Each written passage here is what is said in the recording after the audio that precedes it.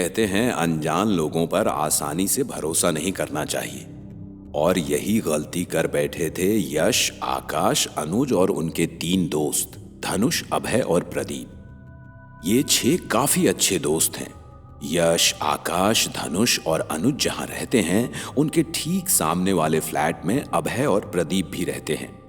अभय और प्रदीप को एक फ्लैटमेट की जरूरत थी, इसलिए उन्होंने सोशल मीडिया पर फ्लैटमेट की एडवर्टाइजमेंट पोस्ट डाली और उन्हें माधव नाम का एक फ्लैटमेट मिला। माधव ने रहते रहते 2 महीने में अभय और प्रदीप के साथ साथ यश, आकाश, धनुष और अनुज से भी अच्छी दोस्ती कर ली थी। लेकिन आज से ठीक 2 दिन पहले जब सातों बैठकर शराब पी रहे थे, तब अचानक माधव जोर जोर से रोने लगा और वो कहने लगा, मैं अपनी मरी हुई गर्लफ्रेंड सोनू को बहुत याद करता हूं। मैं उससे बस एक बार बात करना चाहता हूं। माधव का रोना देख यश का दिल पिघल गया और उसने कहा, भाई एक बार कोई दुनिया को छोड़कर चला जाता है ना तो कभी नहीं लौटता। यश की बात सुनकर माधव ने कहा, लेकिन मैं अपनी सोनू से बात कर सकता हूं, अगर तुम लोग मेरी मदद करो तो। माधव की बात सुनकर सबके सबने एक साथ कहा, कैसे? तो उसने कहा, प्लानचेट करके। पहले तो सब थोड़ा हिचकिचाए, फिर सोचा ठीक है, लाइफ में थोड़ा एडवेंचर हो जाएगा। सातों ने पूरे कमरे में कैंडल्स जलाए और प्लानचेट करना शुरू किया। प्लानचेट करते हुए मुश्किल से 5 ही मिनट हुए होंगे कि घर के सारे खिड़की दरवाजे अचानक अपने आप जोर जोर से खुलने और बंद होने लगे और घर में रखा सारा का सारा सामान हवा में ऊपर की ओर उठता और आकर धड़ाम से नीचे गिरता। और फिर अचानक सामने बैठा आकाश अभय को देखकर उसकी ओर उंगली दिखाता हुआ जोर से चीखा। तो सबने देखा अभय के मुंह के अंदर से धीरे धीरे एक हाथ बाहर आ रहा था और फिर उस हाथ ने पलटकर उसका मुंह पकड़ लिया और उसके मुंह को चीरने लगा। वो अपने आप को छुड़ाता हुआ चीजों से टकराकर इधर उधर गिरने लगा और तभी जमीन से एक लड़की धीरे धीरे करके बाहर आई और जमीन से रेंगते हुए अभय के सीने पर चढ़कर बैठ गई। और फिर उसने अपने दोनों हाथों से अभय के जबड़ों को पकड़कर उसका मुंह खोला और फिर उस लड़की ने अपने मुंह से एक कड़कड़ाती हुई बिजली की रोशनी की तरह तार निकाली, जो अभय के मुंह में जाकर उसकी जबान को खींचकर बाहर निकाल लाई और फिर निकाल कर उसे बाहर फेंक दिया। वो तो अब दर्द में चीख भी नहीं सकता था और तभी उस लड़की ने अपने नाखून किसी जानवर की तरह बढ़ाए और उसके हाथों में घुसाकर उसकी हड्डियां शरीर से बाहर खींच के निकाल ली और वो वहीं तिल मिलाता हुआ अधमरा होकर बेहोश हो गया।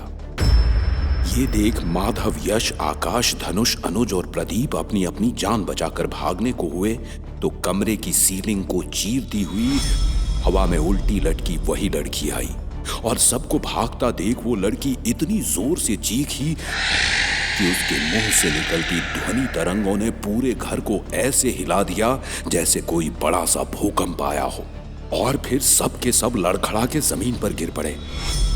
तो प्रदीप एक झटके में उठा और जैसे ही वहां से भागा तो जिधर भी जाता किसी चीज से टकराकर पीठ के बल नीचे गिरता, क्योंकि वो जिस चीज से टकरा रहा था वो कोई ऐसी वैसी चीज नहीं बल्कि एक अदृश्य दीवार थी।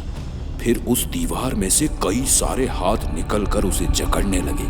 वो छटपटाते हुए अपने आप को छुड़ाने लगा कि तभी एक आधा शरीर हवा में उल्टा लटका ऊपर से उसकी ओर आया और उसके बाल को खींचते हुए उसे ऊपर उठाकर जमीन पर बार बार पटकने लगा और तब तक पटकते रहा जब तक वो लहूलुहान नहीं हो गया। प्रदीप दर्द में कराहते जा रहा था कि तभी उसके कानों में एक आवाज गूंजी, दर्द क्या होता है आज तेरी समझ में आएगा। और इसके तुरंत बाद जमीन पर पड़े प्रदीप के पूरे शरीर की नसें किसी गुब्बारे की तरह फूलने लगी और फिर फूल फूल कर फटने लगी। प्रदीप दर्द से चीखते चीखते अधमरा होकर वहीं बेहोश हो गया और इसके तुरंत बाद एक सन्नाटा सा छा गया। अचानक सब कुछ इतना नॉर्मल हो गया था कि लग ही नहीं रहा था कि कुछ देर पहले ये जगह नरक से भी बदतर थी। अचानक इतनी शांति किसी बड़े तूफान के आने का संकेत दे रही थी, लेकिन सबको ऐसा लगा कि जो आत्मा आई थी वो जा चुकी है। ये देख माधव, यश, आकाश, अनुज, धनुष और प्रदीप की हालत ऐसी थी जैसे शेर को देख जंगल में छुपे हिरन की होती है।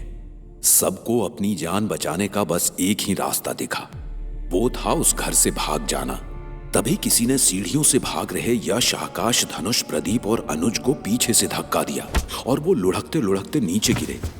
तो किसी ने प्रदीप का पैर पकड़कर उसे सीढ़ियों से उल्टा खींचते हुए ऊपर की ओर टेरेस पर ले गया। प्रदीप उठ पाता उससे पहले ही एक हाथ ने जमीन से निकलकर उसके पीठ को चीरता हुआ पेट से उसकी अतड़ियों को बाहर निकालकर फेंक दिया और फिर वही हाथ पेट से उसके मुंह की तरफ बढ़ा और उसने बड़ी बेरहमी से प्रदीप का मुंह नोच लिया। बेजान प्रदीप वहीं पर गिर पड़ा कि तभी जमीन से सरकते दो हाथ उसकी ओर बढ़े और उसकी गर्दन पकड़कर जोर से पीछे की ओर मोड़ दी और उसी वक्त उसकी मौत हो गई और दर्द का वो भयानक मंजर वहीं थम गया। ये देख माधव वहां से भाग गया और धनुष 2 दिनों के लिए बाहर चला गया। बुरे वक्त में तो परछाई भी 2 कदम दूर चलती है, फिर बाकी किसी से क्या उम्मीद करना। और माधव तो सिर्फ 2 महीने पहले आया था, बस एक फ्लैटमेट था। यश, आकाश, प्रदीप, धनुष, अनुज और अभय ने प्लानचेट करके उस आत्मा को बुलाई और ये मुसीबत खुद मोल ली। लेकिन सोचने वाली बात यह है कि आखिर माधव की गर्लफ्रेंड सोनू सबको क्यों मार रही है? क्या सिर्फ इतनी सी बात थी कि सातों ने उस आत्मा को उस दुनिया से इस दुनिया में बुलाया था, या कोई और राज है? जानने के लिए सुनिए सोनू एक राज का तीसरा और आखिरी भाग।